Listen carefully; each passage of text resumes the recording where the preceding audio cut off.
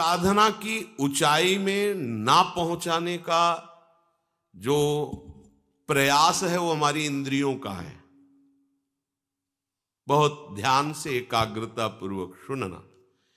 जो हम प्रयासरत हैं पर हम साधना की ऊंचाई पर नहीं पहुंच पा रहे, इसमें सीधे अनुभवरा इंद्रियों की गुलामी। धैर्यपूर्वक सावधान होकर श्रवण करें। इंद्रियों की गुलामी, आप अपने को ज्ञानी माने, विद्वान माने, भगत माने, महात्मा माने, वीर माने, कुछ भी, ये गुलामी छूट जाए तो अभी तुम स्वरूप में स्थित हो जाओ। ये जो हमारी 5 ज्ञानेंद्रियां हैं, आंख, कान, नाक, जिह्वा और त्वचा, नेत्रेंद्री, श्रवणेंद्री, घ्राणेंद्री, रसेंद्री और त्वगेंद्री, ये 5 विषयों में, पूरी सृष्टि को इन 5 विषयों में रख दिया गया है। रूप, शब्द, गंध, रस, स्पर्श, ये 5 ज्ञान इंद्रियों के विषय हैं। आंख रूप, कान शब्द, नाक गंध, जिह्वा रस और त्वचा स्पर्श, इसी में सारे सुखों को, सारे विषयों को रख दिया गया है। जगत में ये केवल 5 ही प्रपंच का विस्तार किए हुए हैं। कोई इन 5 में फंसा है, कोई एक एक में फंसा है। उपासक को स्वतंत्रता तभी मिलेगी जब पहले शास्त्र और गुरु की परतंत्रता स्वीकार करे। शास्त्र और गुरु का भय, शास्त्र और गुरु का शासन स्वीकार करे तो इंद्रियों के विषयों से हटने का उसको सौभाग्य मिल जाएगा। अगर वो शास्त्र और गुरु से स्वतंत्र है तो इन प्रपंच में वो परतंत्र रहेगा। सिद्धांत है ये। आजकल सबकी यही मांग है कि मैं किसी के अधीन नहीं, मेरा जीवन स्वतंत्र, मैं जो चाहूं कर सकता हूं। स्वतंत्र का हो, इंद्रियों के गुलाम हो, मन के गुलाम हो, विषयों के गुलाम हो। तुम विषयों को नहीं भोग रहे, विषय तुम्हें भोग रहे। विषय तुम्हारे अधीन नहीं, तुम विषयों के अधीन हो, विवेकहीन हो, इसलिए तुम समझ नहीं पा रहे हो। इंद्रियों की, विषयों की, मन की गुलामी को तुम स्वतंत्रता समझते हो। आजकल यही स्वतंत्रता मानी जाती कि जो मैं चाहूं भोगूं, जो मैं चाहूं देखूं, जो मैं चाहूं करूं, तुम मुझ पर अंकुश नहीं लगा सकते हो क्योंकि मेरा जीवन स्वतंत्र है। वाह, कैसी स्वतंत्रता! तुम समझ नहीं पा रहे हो स्वतंत्रता का स्वरूप क्या होता है। सब तुम्हारे अधीन हो, तुम किसी के अधीन नहीं। ये तो कोई महात्मा होता है, ये तो कोई पहुंचा हुआ सिद्ध होता है, और तुम अपने को स्वतंत्र समझ रहे हो। इंद्रियों के विषयों की गुलामी करते हो, मन की गुलामी करते हो, शरीर की गुलामी करते हो और अपने को स्वतंत्र समझते हो। कहते हो हम स्वतंत्र हैं, जो चाहेंगे करेंगे। अरे जो चाहेंगे करेंगे तुम नहीं, ये इंद्रियां जो चाहेंगी तुमसे करवा लेंगी। मन जो चाहता है वो तुमसे करवा लेता है। तुम गुलाम हो कि स्वतंत्र? देखो ना, जो सद्गुरु और शास्त्र की अधीनता स्वीकार करता है वो स्वतंत्रता की तरफ बढ़ता है। जो मन और इंद्रियों की स्वीकार करता है वृत्ति, वो गुलामी है। चाहे जितना बड़ा वीर हो, बाहर विजय प्राप्त करने के लिए दौड़ता रहता है, पर इंद्रियों पर विजय, मन पर विजय तो कोई गुरु कृपा पात्र ही कर पाता है। मनुष्य शास्त्र की बात, संत की बात, महात्मा की बात, ग्रंथ की बात, आचार्य की बात को कहता मैं क्यों मानूं, मैं तो स्वतंत्र हूं। वाह, क्या स्वतंत्रता है! वो कह रहा है मैं स्वतंत्र हूं, घोषणा करता है मैं जो चाहूं कर सकता हूं। जरा धैर्यपूर्वक सोचो, तुम गुलाम हो कि स्वतंत्र हो? गुलाम हो, तुम स्वतंत्र नहीं हो। जब ये इंद्रियां तुम्हारे अधीन होंगी, मन तुम्हारे अधीन होगा, तुम विश्व के किसी भी विषय से प्रभावित नहीं होगे, तब तुम स्वतंत्रता की तरफ बढ़ रहे हो। पराजित होकर घुटने टेक देने वाले को गुलाम कहते, स्वतंत्र नहीं कहते। तुम ये विषय, इंद्रिय, मन, इनके गुलाम हो और भगवदानंद की अनुभूति करना चाहते हो, पहले इनकी गुलामी से हटो। भगवान शंकराचार्य जी से प्रश्न किया गया कि जगत को किसने जीता? जीतम जगत के न। ज्ञान समुद्र है, बड़े बड़े विद्वानों को एक क्षण में मौन करा देने वाले महापुरुष। प्रश्न हुआ, जीतम जगत के न, किसने संसार को जीता? कौन स्वतंत्र और विजयी माना जाएगा? उत्तर हुआ, मनो ही एनो। जिसने 5 ज्ञानेंद्रियों सहित मन को जीत लिया, उसने जगत को जीत लिया, संसार को जीत लिया, त्रिभुवन को जीत लिया। बड़े बड़े वीरों को परास्त करने वाला, बड़े बड़े देशों पर विजय प्राप्त कर लेने वाला, वो विजयी नहीं कहा जाता। विजयी वो है जो विषयों के आकर्षण को, इंद्रियों को, मन को जीत लिया, उसे कहा जाता है विजयी। मामूली सा एक छोटा विषय इंद्रिय का तुम्हें अधीन करके पतन करवा देता, तुम्हारी दुर्दशा कर देता। तुम अपने को वीर समझते हो, स्वतंत्र समझते हो। अरे तुम ये नहीं समझ रहे कि कितनी बड़ी तुम्हारी गुलामी हो रही इंद्रियों की। वो जैसा चाह रही वैसा करवा रही है। तुम घोषणा करते हो मैं वीर हूं, मैं उपासक हूं, मैं विजयी हूं, संसार त्यागी हूं। देखो ना, इंद्रियों की, मन की गुलामी से जो मुक्त हुआ, वही तो मुक्त कहा जाता है, वही तो भगवदानंद का अधिकारी होता है। पूज्य श्री भाई जी महाराज कह रहे हैं, मुंबई में एक बड़े विद्वान और ज्ञानी महात्मा, वो मेरे पास मिलने के लिए आए। वो बहुत बड़े सम्माननीय थे, बड़ा उनका सम्मान होता था। इतने बड़े वो विद्वान थे कि बड़े बड़े तार्किक उनके सामने टिक नहीं सकते थे। जहां कोई प्रश्न करे तो प्रश्न पूरा नहीं हो पाता था, उत्तर प्रारंभ हो गया उनका उत्तर। परंतु जब वो हमारे पास आए, 1-2 दिन रुके, तो उनकी दिनचर्या देखी। वो इतनी रसेंद्री के वश में थे,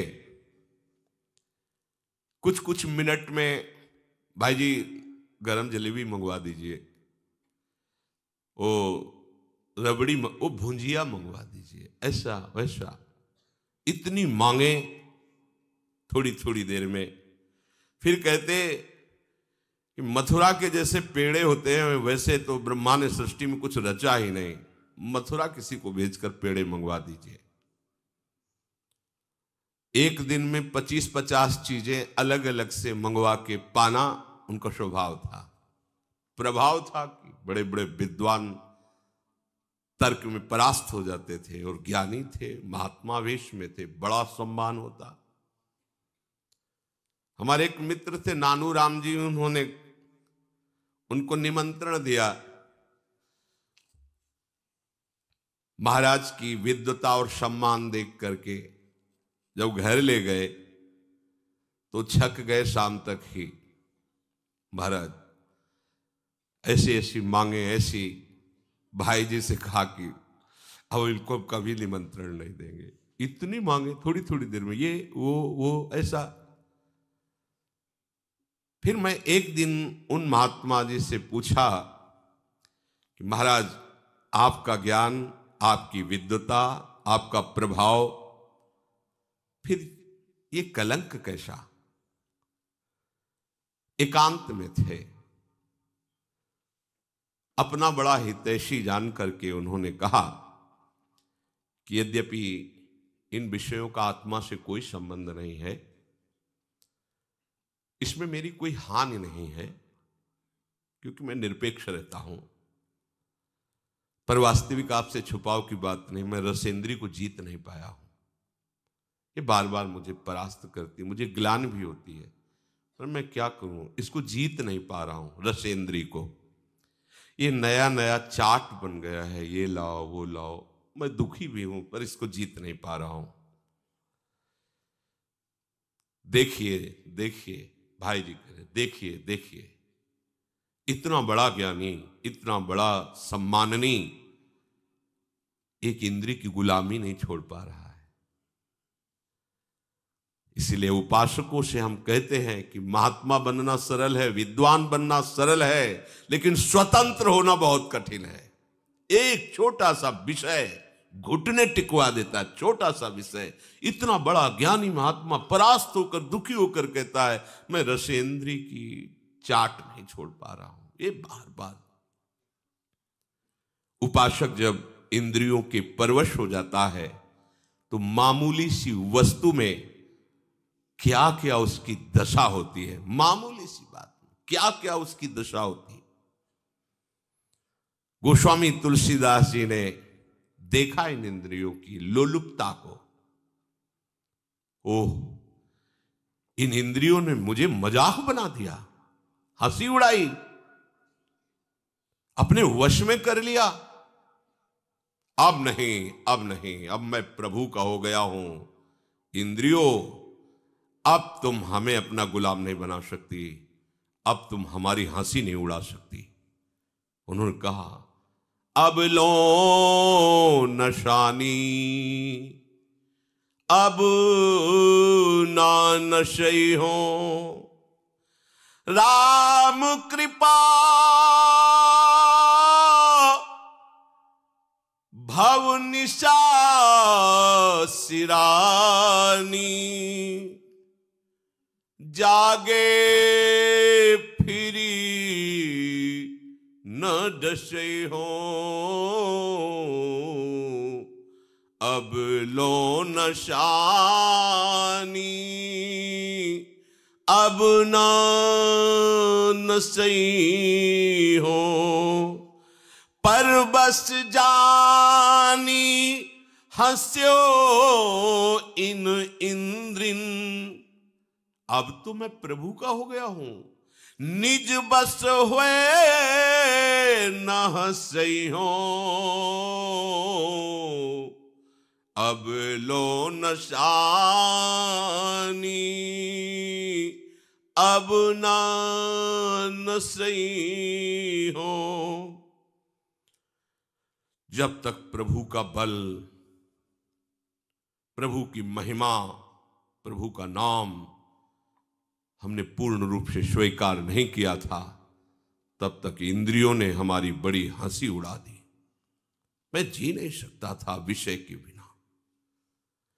आज भगवान की कृपा से मैं जाग गया हूं, अब नहीं सोऊंगा, अब इंद्रियों की गुलामी नहीं करूंगा। जब तक मैं प्रभु को पूर्ण समर्पित नहीं था, तब तक इंद्रियों ने मुझे गुलाम बना लिया।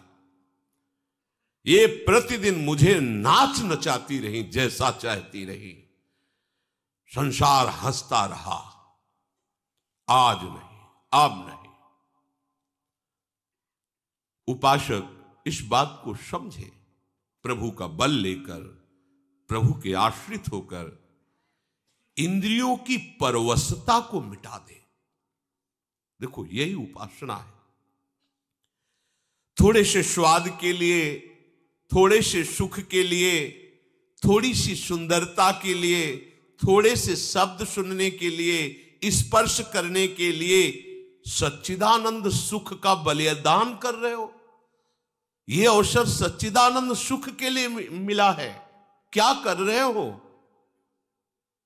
मणिगण पुंज ब्रजपति छाणत, हित हरिवंश कर गही कंचु।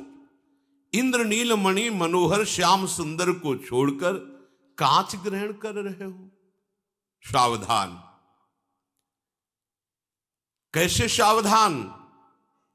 कूर्मोंगानीव सर्वशः। जैसे जरा सा भय आने पर कछुआ अपने अंगों को कवच के अंदर समेट लेता है, ऐसे ही तुम सारी इंद्रियों को प्रभु में समर्पित करो। कछुआ जहां थोड़ी सी खटक हुई, तत्काल उस अपने अंगों को सुरक्षित रखने के लिए कवच के अंदर कर लेता है। इंद्रियों को विषयों से समेट लो,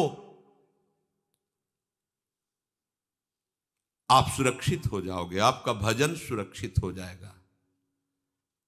परांच खानी, ये इंद्रियों का स्वभाव है, ये बाहरी भागती हैं।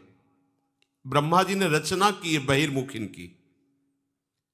ब्रह्मा ने इनका स्वभाव बनाया है बाहरी विषयों पर जाना, और जो इस स्वभाव को रोक दे वही भाव को प्राप्त होता है। भावोत्सवेन भजताम रस काम धेनुम, पर कठिन है इनको रोकना। क्रम है, सीधे इंद्रियों को वश में नहीं कर सकते।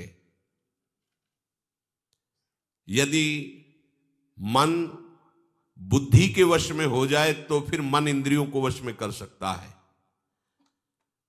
बुद्धि तुम्हारे वश में होनी चाहिए, बुद्धि तुम्हारे वश में, बुद्धि के वश में मन, और मन के वश में इंद्रियां, अब सब ठीक हो जाएगा।